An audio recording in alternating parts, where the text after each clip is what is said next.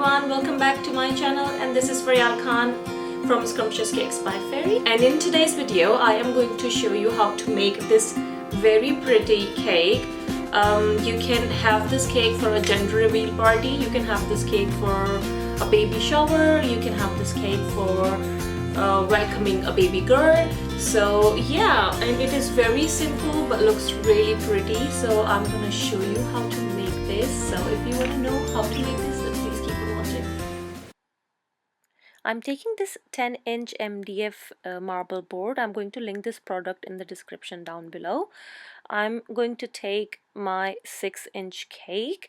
I have 3 layers of 6-inch cake and I'm just going to level them. My cakes usually come out pretty much flat, so I just try to remove the sticky top and just make sure that they are level. So I'm just going to level all 3 layers. I'm just going to smear some buttercream icing onto the board. This is going to act as a glue and it is going to stick our cake to the cake board.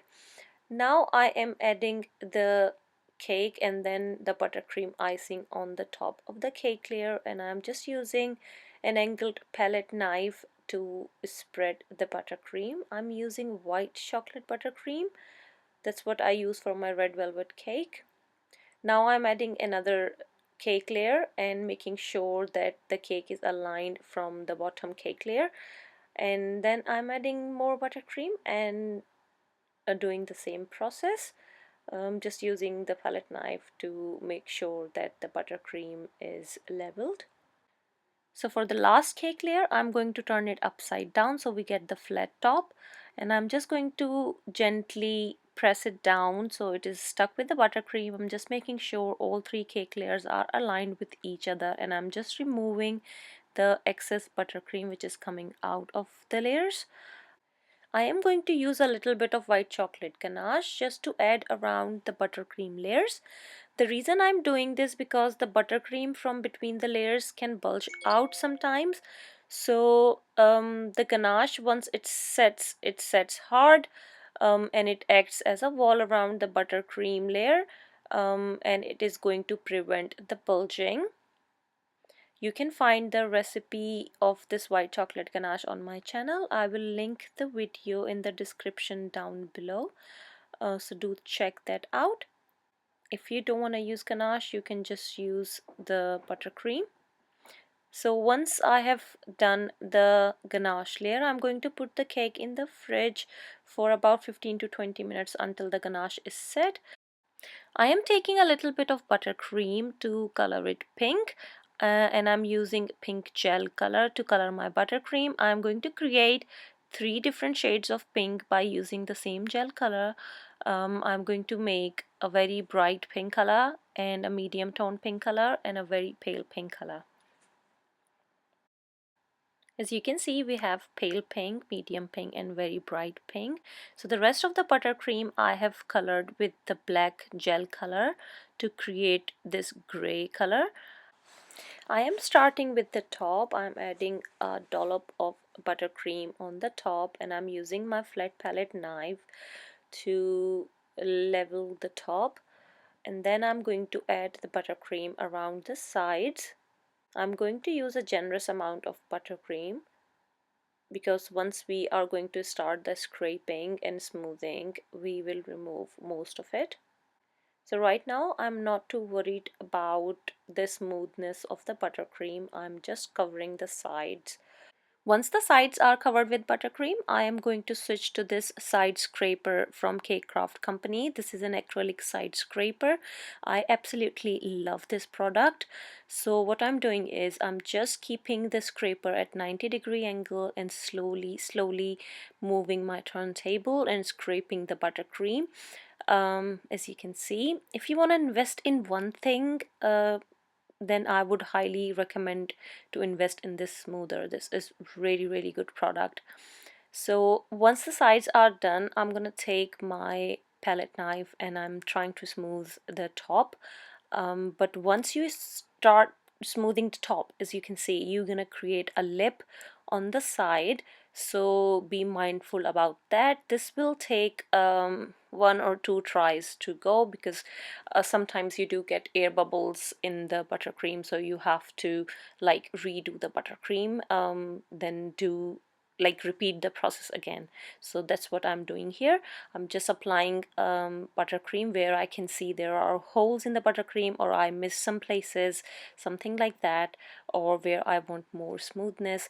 So then I'm repeating the process of keeping my side scraper at 90-degree angle and moving the turntable slowly. Please excuse the speckles of the black color, which I actually didn't mix it well. As you can see, I can still see some gaps, so I am just filling those gaps in, and then I'm gonna take my side scraper and then slowly scrape the buttercream on the sides. I don't want it to be perfectly smooth, because I want to keep the rustic look to it, sort of like concrete, but not proper like concrete texture, but just the like very similar look. So I don't want to smooth it like very smooth.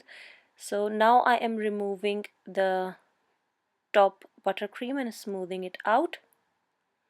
If you want, you can leave that lip around the edges and, you know, just paint it over the edges with some gold, and it looks really nice. But I wanted to make the top very plain and straight. Now I'm going to take my buttercream, which I colored in pink color, and I'm taking a very small palette knife. You can use a butter knife, or, you know, back of a teaspoon would work too. And I'm taking that mid-tone pink, and I'm just making those strokes, some upwards and some downwards, and try not to do it super close, like next to each other, because we are going to be adding some more color, which we have like very bright pink and the pale pink, so we need to have enough space for that too. So you just create some upwards and downwards strokes, and once we are done with the medium tone pink, I'm going to move on to that bright pink color, and I am just filling in the gaps. But again, I'm not filling all the gaps in, because we need some space for the pale toned pink as well. So keep the strokes very organic, very rough. Don't worry about that, how they look right now, because once everything is done, it is going to look amazing.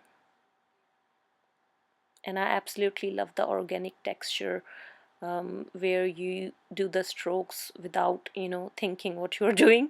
You just keep going on. So now I'm adding the pale pink color, and I'm just adding it in between, so we have all three tones very visible. As you can see, I'm not going to use the pale pink a lot, it's just like adding some accents. The most of the color I have used is that medium pink tone buttercream. So again, do the upward strokes and downward strokes until you are happy with the look.